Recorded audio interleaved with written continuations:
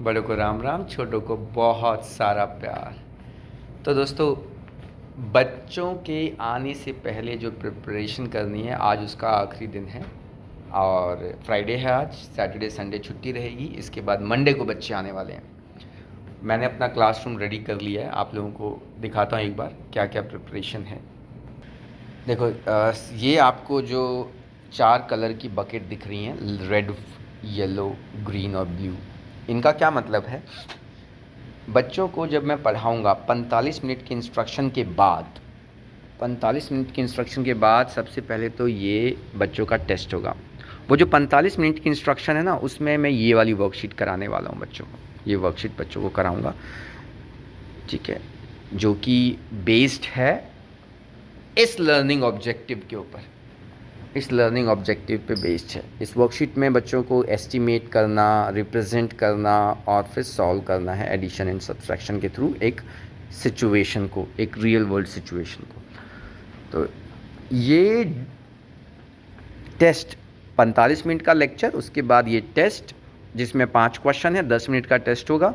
जिस बच्चे के आ जाएंगे 100% नंबर, वो बच्चा इस वर्कशीट को यहाँ से, इस बकेट से ये पेपर उठाएगा और चुपचाप दूसरे रूम में चला जाएगा। जिसके आएंगे 80%, वो बच्चा इस वर्कशीट को उठाएगा, दूसरे रूम में चला जाएगा। जिसके आएंगे 80 से कम, वो इन 2 बकेट्स में, ये वाला पेपर और ये वाला पेपर। मेनली जिसके 60 आएंगे वो ये, और जिसके 60 से कम आएंगे वो ये। तो इन बच्चों को मैं सबसे आगे बिठा लूँगा, जो रेड वाले हैं। उसके बाद येलो वाले आ जाएंगे सेकंड रो में, और फिर मैं वही क्लास जो मैंने पहले 45 मिनट दी थी, वही क्लास अब मैं आधे घंटे दूंगा। बट ये चुने हुए, चुनिंदा बच्चे होंगे ये मेरे पास, और इनको वही चीज़ पढ़ाऊँगा। तो ऐसे रहेगी ये क्लास। और आपको एक बार मैं ये दिखा देता हूँ टेबल। ओके, ये देखो, हर बच्चे के लिए ये वाइट बोर्ड है, ये पेंसिल है, मार्कर है, और ये इस तरफ जो बैठेगा वो पार्टनर ए है, और इस तरफ जो बैठेगा वो पार्टनर बी है। ए और बी किस लिए, मैंने आपको बताया था पहले भी, कि जब हम इंस्ट्रक्शन देंगे, जब मैं टीचिंग करूँगा, उस टाइम पे मुझे डिस्कशंस करवाना है, तो उसके लिए बच्चों को, एक को पार्टनर ए, एक को पार्टनर बी का नाम दिया जाता है। इट्स ईजी, है ना। अब मैं कहूँगा कि ओके, अब मैं चाहता हूँ कि पार्टनर ए पार्टनर बी को ये चीज़ बताए, या फिर फॉर एग्जांपल ना, अगर मान लीजिए मैं सिखा रहा हूँ, एक वर्ड प्रॉब्लम है, उसके अंदर एडिशन होगा या सब्सट्रैक्शन होगा। मैं आपको 10 सेकंड देता हूँ, यू थिंक अबाउट कि इस सिचुएशन के अंदर नंबर्स को ऐड किया जाएगा या सब्ट्रैक्ट किया जाएगा। After 10 second, okay, I am giving you 15 second, मैं चाहता हूँ कि पार्टनर बी पार्टनर ए को बताए। और उसके बाद मैं, जब वो बता रहे होंगे, मैं राउंड ले रहा हूँ, मैं सुन रहा हूँ कौन क्या बता रहा है ना। उसके जिसका भी सही आंसर उसको पिक करूँगा, वो फिर पूरी क्लास को बता देगा कि ऐसा ऐसा किया जाएगा, एडिशन किया जाएगा, क्योंकि इस क्वेश्चन में ये पूछा गया है। तो इस तरह से टीचिंग चलती है यहाँ पे। तो ये मैंने बना लिया। अब मैं सोच रहा था कि एंकर चार्ट बनाना है मुझे, आप लोगों के साथ दिखा। ये देख रहे हो आप लोग, किसी भी स्टोरी को, जब भी कोई स्टोरी दी गई है, उस स्टोरी को कैसे बच्चे उस स्टोरी के अंदर से मैथमेटिक्स को निकालेंगे, उसके लिए ये स्ट्रैटेजी यूज़ होती है, जिसको हमने नाम दिया है क्यूब्स का। क्यूब्स का मतलब है सर्कल द की नंबर्स, मतलब कि सबसे पहले आप जो भी आपके सामने स्टोरी है उसमें नंबर को सर्कल कर लो, ठीक है, और उसके बाद क्वेश्चन को अंडरलाइन कर लो। मैं आपको इसका भी एक एग्जांपल करके दिखाता हूँ। Let me take one question.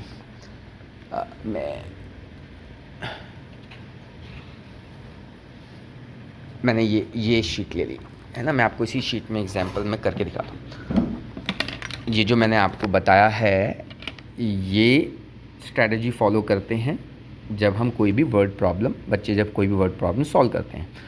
तो इसका मतलब है circle the key number, U का मतलब है अंडरलाइन द क्वेश्चन, बी का मतलब box the maths action word, E का मतलब है इवेल्युएट, एस का मतलब है सॉल्व। तो ये बच्चों के हम दिमाग में फिट कर देते हैं ये चीज़। अब जब आप सिचुएशन पढ़ रहे हैं, a 3-day festival recorded its attendance over the weekend. Oh, 3 days. Let me circle this number. 3. On Friday, 3,134 people attended. Oh, Friday. Let me box this word. और इतने लोग हैं फ्राइडे को. On Saturday, let me box this word. That much number attended. On Sunday, this much people attended. Let me box this word. Sunday, this much.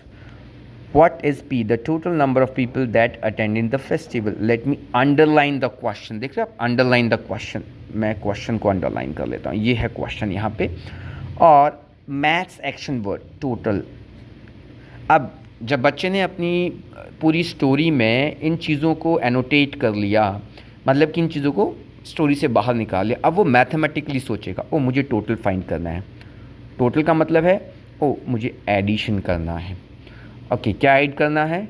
Friday इतना है, Saturday इतना है, Sunday इतना है, तो मुझे ये 3 नंबर ऐड करने हैं. तो इस तरह से बच्चा अपना डिसीजन बनाएगा क्वेश्चन को सॉल्व करने का कि कैसे स्ट्रेटजी और कौन सी स्ट्रेटजी यूज़ करनी है. अब मैं सोच रहा था एंकर चार्ट बनाने की, तो अब मैं क्या करूँगा, ये जो मैंने आपको भी दिखाया जो कि हर टेबल पे है, ये चीज़ दोबारा दिखाता हूँ. ये चीज़ ये अब मैं एंकर चार्ट पे बनाऊँगा और उस एंकर चार्ट को यहाँ सामने लगाऊँगा ताकि मैं पढ़ाते टाइम बार बार उसको रेफ़र कर पाऊँ. तो चलिए अब मैं एंकर चार्ट बनाता हूँ और आपके साथ एंकर चार्ट शेयर करूँगा. इसके बाद अपनी क्लास रेडी है दोस्तों बच्चों को लेने के लिए. All my time I'm waiting you to answer the phone. Nothing seems to happen but the last stage is gone. I hope somewhere your voice promises less and us more, but still my pillow's on the floor. Anyone could say that we are never assured, for things we're dreaming of are always out of the store. Pages, a lot of pages to forget, I'm so bored to say. Call me if you need a hand. Did you ever think?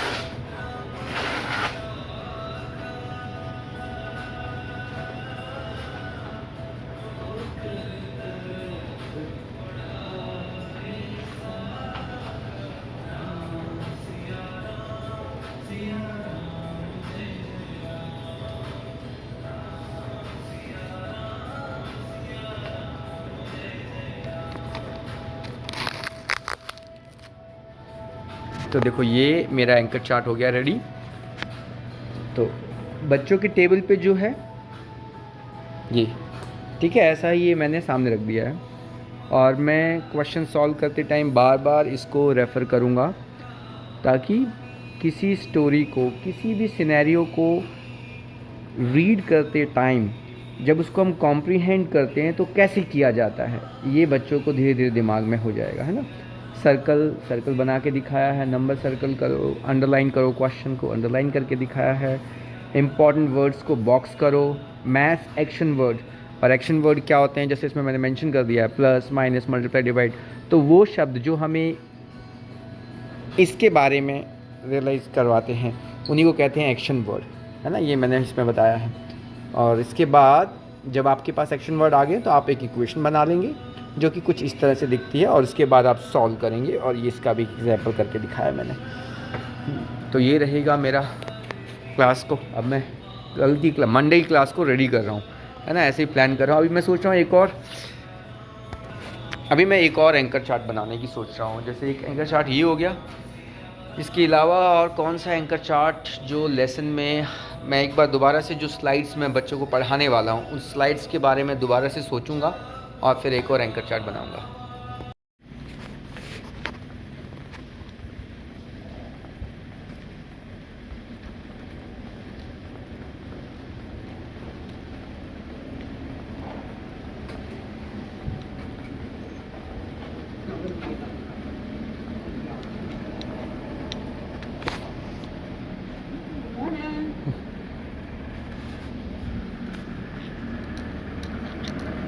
ये देखो भाई इस लड़की का classroom, मैंने अपना classroom बताया था, इसका देख लो एक बार. लड़की सुबह से लगी हुई है.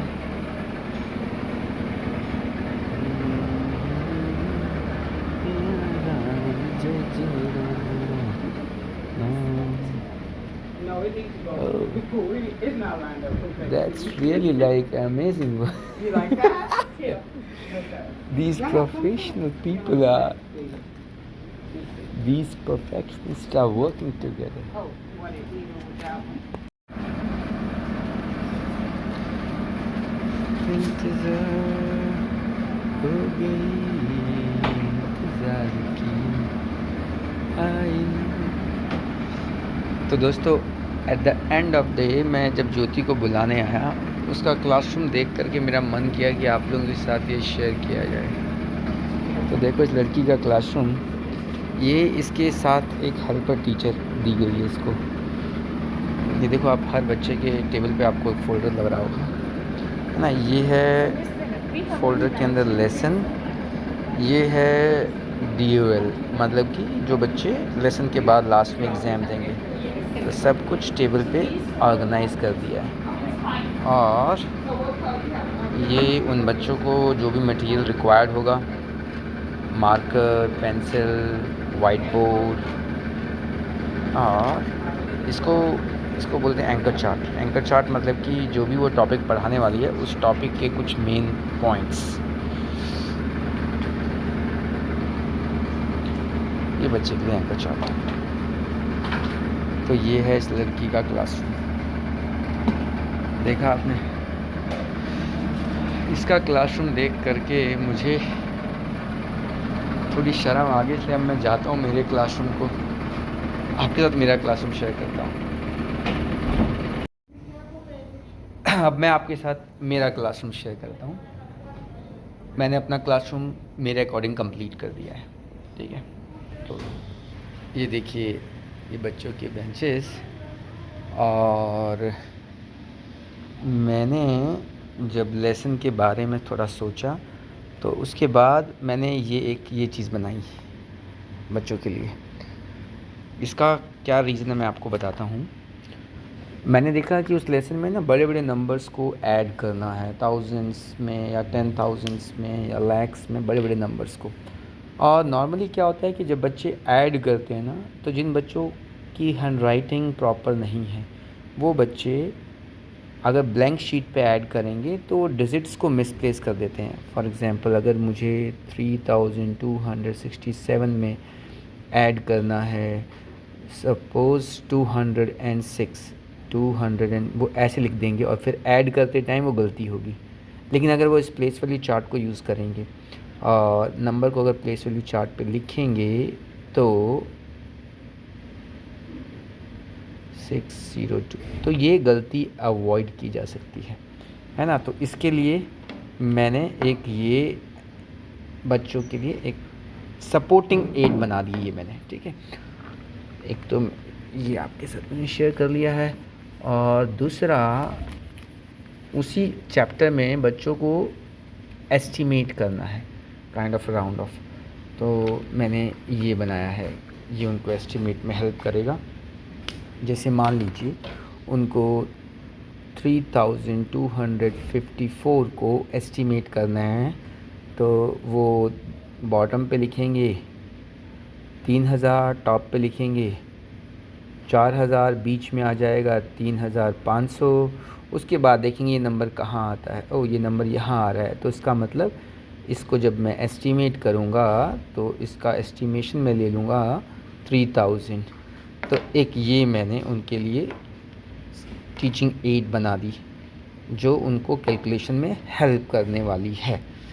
तो जो मेरा कल का लेसन, जो मेरा मंडे का लेसन है ना, उसमें ये चीज़ें उनको हेल्प करेंगी थ्रू आउट लेसन। इसको मैं इरेज कर देता हूँ। और हर बच्चे के टेबल पे आप देख लीजिए सारी चीज़ें हैं, और वो मेरा एंकर चार्ट था। और इसके अलावा मैंने ये एक एंकर चार्ट और बनाया, और 2 एंकर चार्ट मैंने वो बनाए हैं जो मंडे के लेसन के नहीं है, ये फिर नेक्स्ट वीक के लेसन के एंकर चार्ट। मेरे पास टाइम था तो मैंने बना लिए। और आप देख लीजिए बाकी क्लासरूम, ज्योति के क्लासरूम के कंपैरेटिवली बहुत कलरफुल नहीं लग रहा, बट जो भी है यही है।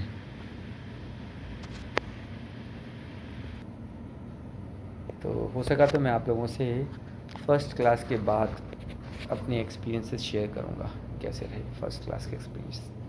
तब तक के लिए गुड बाय।